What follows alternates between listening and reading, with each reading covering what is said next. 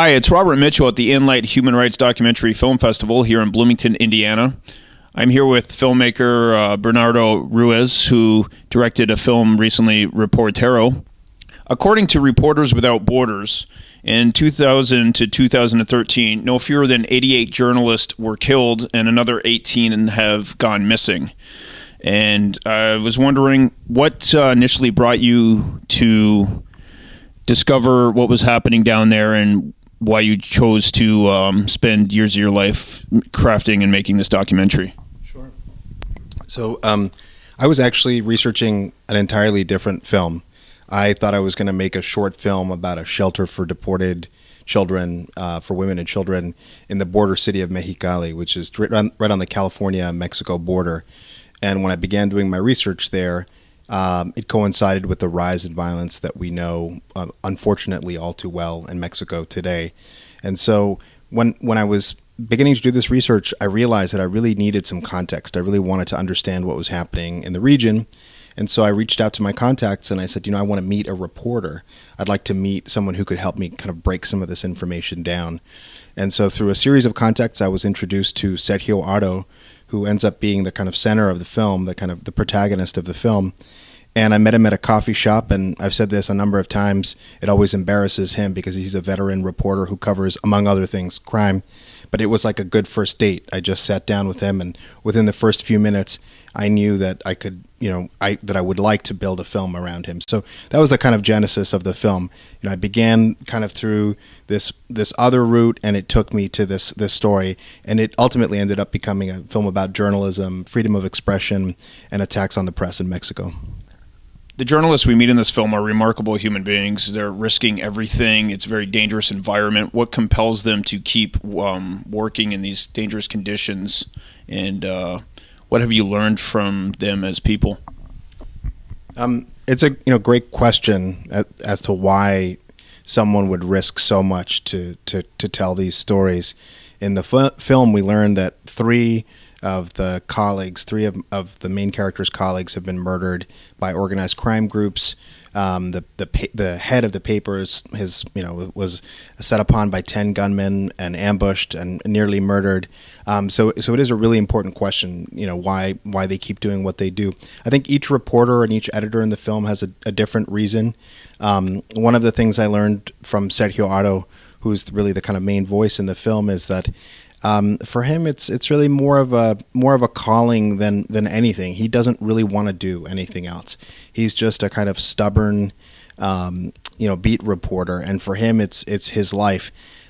He also feels like it's his piece. He's doing his part of his piece of the puzzle in pushing for some kind of basic social reform. His job, as he sees it, is to get information out there, but then it's ultimately up to courts, it's up to the international community, it's up to civil society, it's up to all of these other areas in society to actually create that change. But he feels like his part of his job is really about getting information out there. So first and foremost, he's a reporter. He wants to expose corruption where he sees it. He wants to kind of speak truth to power, challenge corruption, and get information out there. So, but really, at the end of the day, I think it's a kind of a stubborn desire to get information out there. So the newspaper is called Zeta, and it's the same name as the cartel, but they're two totally different things. The newspaper actually predates the cartel. So Zeta was called Zeta because the newspaper's founder had been basically fired from a newspaper called ABC. And he decided that he and a colleague wanted to start a new newspaper, and they said, let's go to the end of the alphabet. Let's go from ABC to Z. So in Mexican Spanish, Zeta is Z, basically. So that was the kind of birth of Zeta in Tijuana and Baja California. So that's its own thing. The organized crime group, the Zetas, were an organized crime group that were actually a part of an elite unit within the Mexican military, and they defected and they offered their services to the Gulf Cartel. And for a while they served as the Gulf Cartel's enforcers, and they broke off again and basically became one of the most violent organized crime groups and cartels operating in Mexico. So the recent capture of the head of the Zetas cartel, which has no relationship to the newspaper, this kind of major arrest points to a kind of recent strategy in the Mexican government to go after. It's called the Capo strategy. To go after high-ranking members of these organized crime groups. Some critics are saying that it's really not going to do anything substantively to change what's happening in Mexico. That it's basically you're going after the leaders, but that power vacuum is going to be filled by other bloodthirsty people, other people who want to assume that role, or these organized crime groups are going to splinter apart and form kind of splinter groups, so that it's not really doing anything structurally. Critics would argue it's kind of a window dressing. So the situation on the border and certainly in different parts of Mexico continues to be very precarious.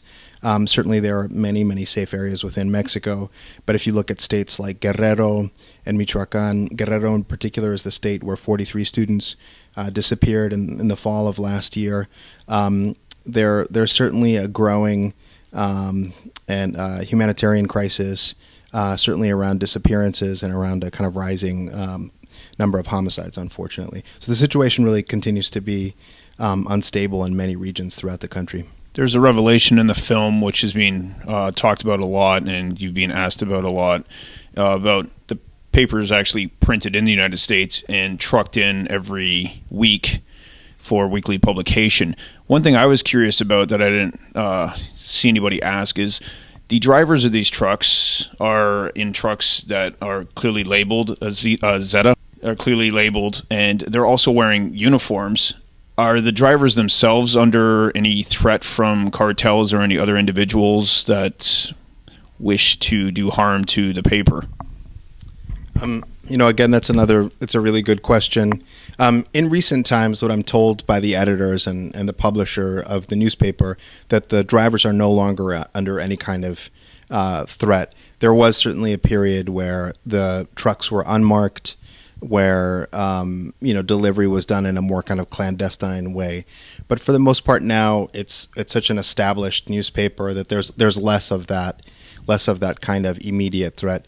What we're seeing more and more of, logically, is kind of threats via social media and kind of electronic threats. So in other parts of the border, there have been very kind of disturbing cases of people who Twitter journalists or kind of citizen journalists or citizen bloggers who have taken to social media to warn about organized crime threats or about events, and those people have been threatened and in some cases murdered very brutally. That leads me to another question about print media is, obviously in some areas not doing as well. A lot of journalism and investigative journalism involves being online, emails back and forth. Is being hacked ever? I'm sure being hacked is a threat. And how do you think media is changing and dealing with these kind of threats in this modern era? I think that, in the post-Snowden era, everybody, I think all journalists are aware of electronic surveillance.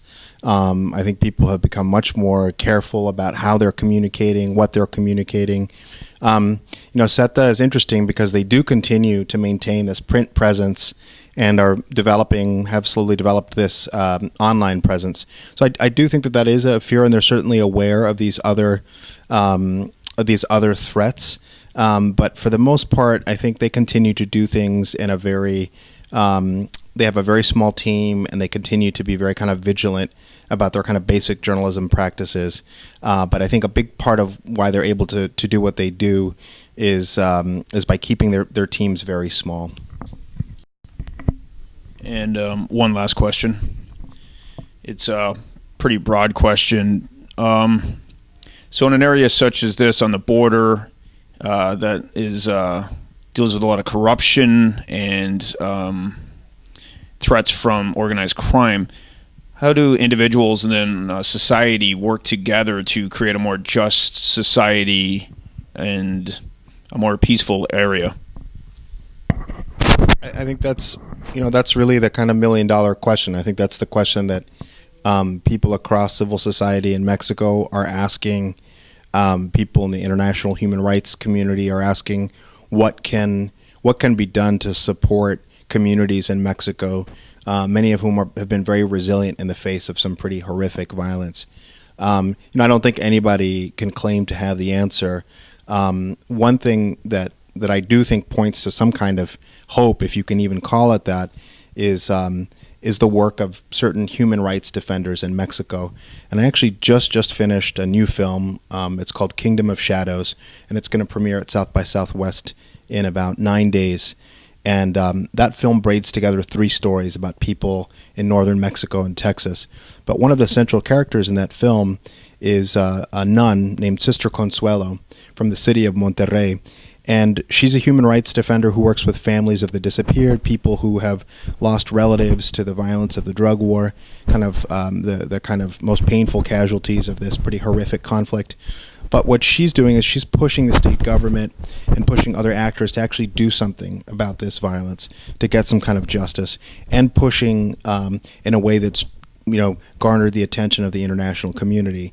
And if there's any kind of ray of hope or any kind of ray of light in all of this, I think it's people like Consuelo or people like the journalist in Reportero. There are these people who are kind of laboring invisibly in these corners in Mexico and getting things done in ways that maybe bigger institutions aren't. And so I think I'm not in any way suggesting that they're the only solution, but I do think they are a solution, and I think that their stories need to be amplified and kind of given a bigger international platform.